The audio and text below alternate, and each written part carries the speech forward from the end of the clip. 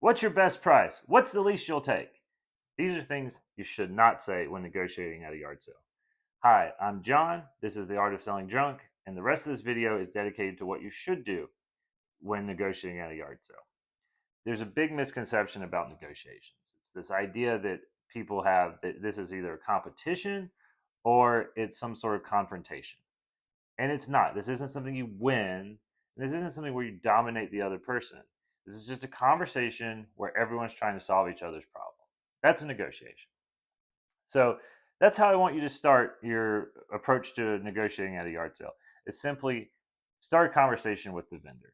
Just honest, human to human conversation. That's going to establish a lot of trust, and it might tip you off to some clues as to why they're having the sale. Things that'll come in useful later. So, for instance, if they mention in passing that they are getting rid of their good for nothing stepfather stuff, you'll know how sentimentally attached they are to it. And you also know that what their motivation is, and that can come in handy later when you're actually trying to talk numbers. The next thing I want you to do, after you have a bit of a rapport, is make a bundle of everything you're interested in. If you see half a dozen, 10 items that you're keen on, mentally scoop them all up and have them in your head so that you can ask about them. But ask about them all at once. Because if you then discover something after you've made a deal, it throws off the whole negotiating process. I want everything in one bundle, so to speak, because it just makes the whole transaction easier. I also want the pile of stuff I'm buying to be as big as it can be, because that's how you make money, is you buy things that are undervalued. But also that's how you get the seller's attention, is with a big heap of stuff and a big sum of money. And I find that it's easier to shave more off of a big pile than to shave it off of individual items along the way. Because even though you might take more money off of the bundle, they're still receiving a lot more money. And they're more excited about the fact that you are now offering them $200 when the total would have been 300, let's say. The 200 is what's in front of them. The 200 is what's coming in. And that's more exciting than if you tried to, offer someone $20 for every $30 item 10 different times. That can also become very tedious, and you can burn through a lot of goodwill that way. So I want you to make your bundle. And after you've got your bundle, you need to determine what it's worth to you, or what the individual items are worth to you. Have that in your head. This is the opportunity to do your chit chat, talk with anyone you're with, look it up on your phone, mull it over in your head, look at comps.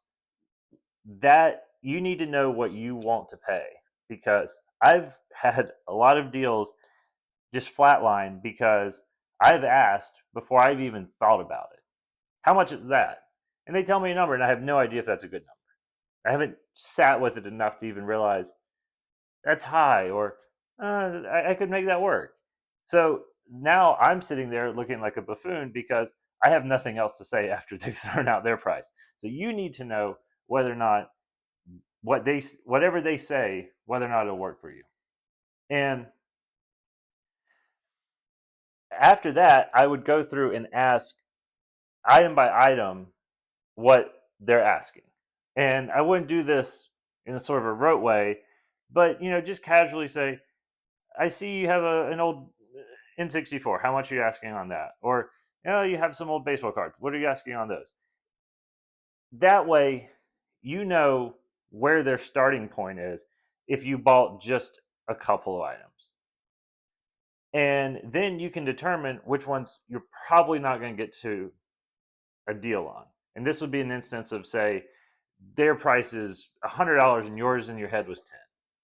We can probably throw that one aside. However, if the prices are good enough, I would tell you to just buy it. And I know that a lot of people that are negotiating experts are having a heart attack right now, because that is not what they would have you do at all. They would say, well, that price is already a given. That's locked in. You can shave more off of it. Go ahead and take it.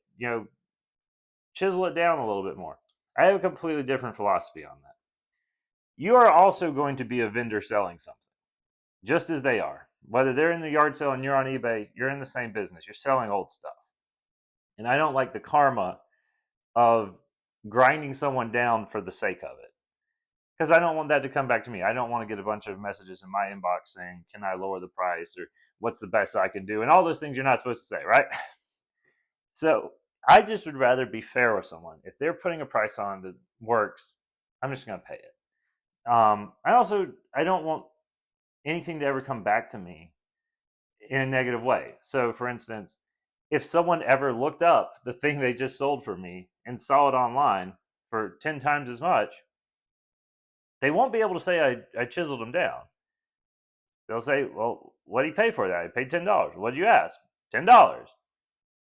It's just a way of making sure that there's no bad feelings after all. If you didn't set the right price, it's not my fault. But if I move your price, you could assign some blame for me if you chose to look into what I was doing and try to investigate the back end of the business. So I would tell you to just pay it, because you also don't know what's going to happen in the future. This might be the first of many sales. Their neighbors might have a sale. You don't know where your paths might cross again. So keeping the goodwill and being someone that has a reputation of being fair, I think in the longer term is worth far more than the extra 10% you can maybe whittle off of something. Once you know their item by item price, if the math doesn't work, I would then ask for the bundle price. I know you're asking 20 on this and 10 on that.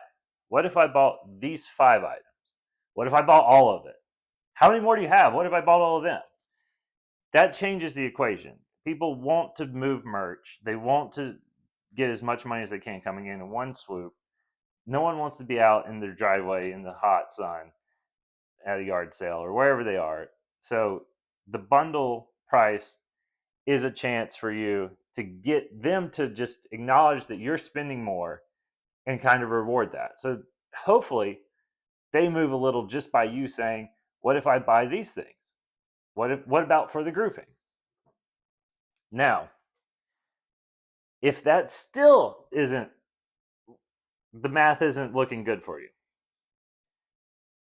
you need to either express your objection or make an offer, basically.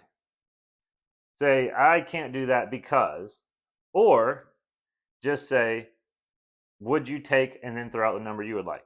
I would prefer you wait till you make an offer till the last thing you possibly can. What you've done is already asked them with the bundle to sort of negotiate against their a la carte price.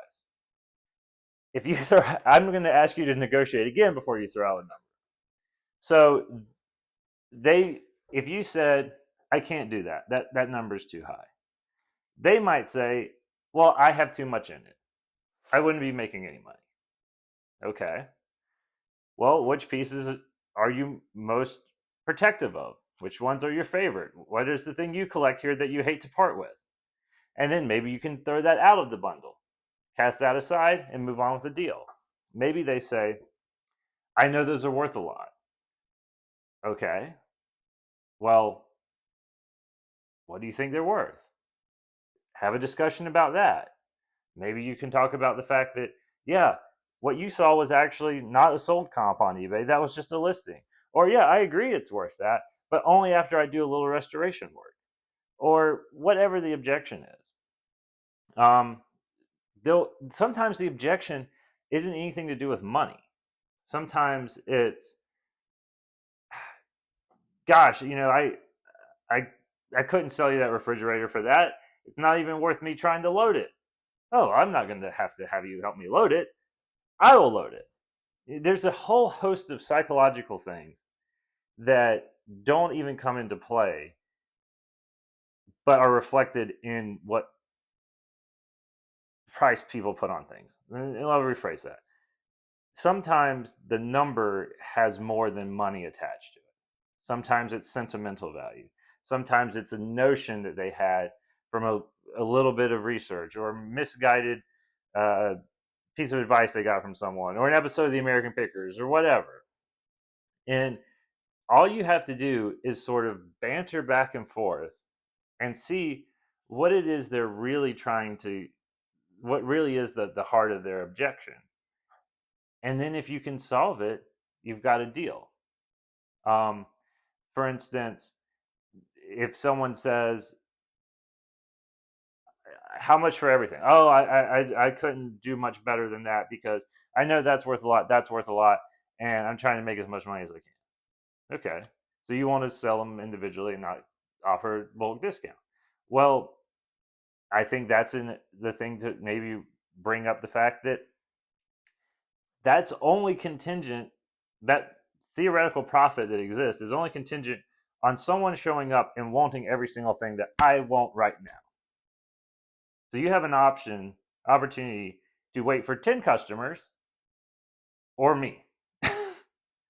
So it's just ways of listening to what they're saying, getting to the heart of what the problem is, and trying to find some sort of resolution.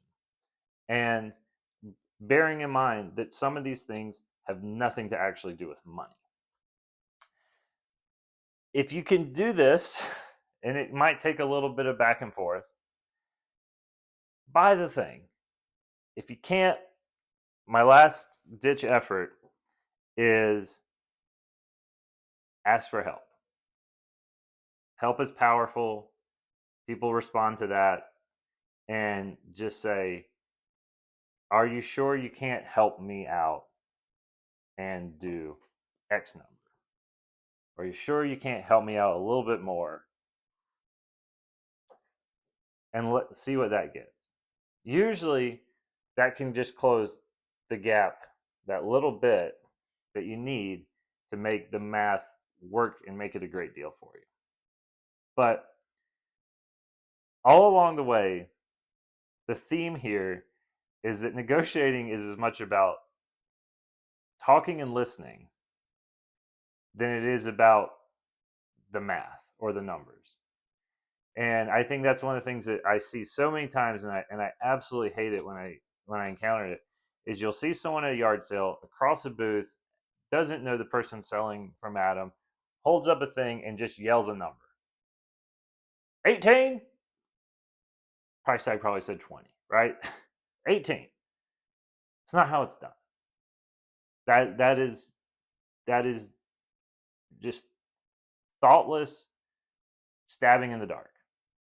And if you actually want to get good at negotiating, you need to understand the human part of it. And you need to understand what motivates someone to drag their stuff out and let strangers rummage through it. And you need to get good at listening to what they say. And you need to be polite in delivering your case as to what you want to pay. So I hope that's helpful. I hope that breaks some people of some rookie mistakes. Um, and if you're interested in more content like this, buying, selling, and flipping and treasure hunting, please subscribe, and I'll see you next time.